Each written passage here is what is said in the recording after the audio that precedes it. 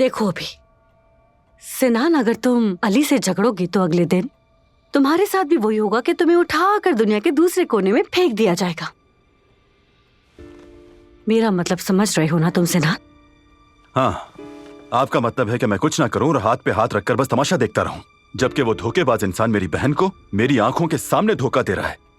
बिल्कुल नहीं, मैं तो बस इतना कह रही हूँ कि समझदारी से और थोड़ा दिमाग से काम लो।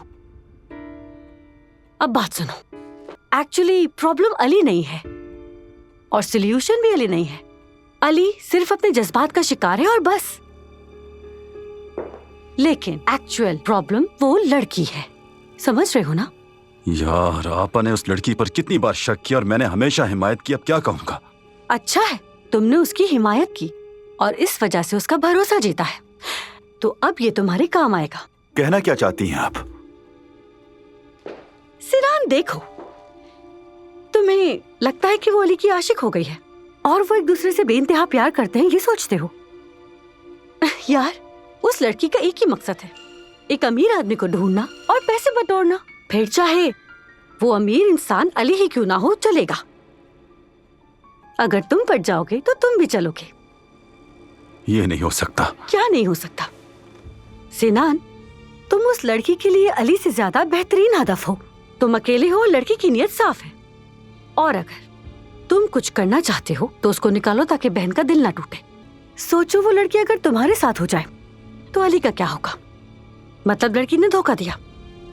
अल्लाह के वास्ते, मैं आपको बैठकर क्यों सुन रहा हूं? सिनान, तुम्हारा दिमाग वाकई काम नहीं कर रहा। कम से कम मेरी बात तो सुन लो ना। एक बार सोचो जरा, आज जो लड़की अली के आगे पीछे घूम रही है, कल वो तुम्हारे साथ भी हो सकती है।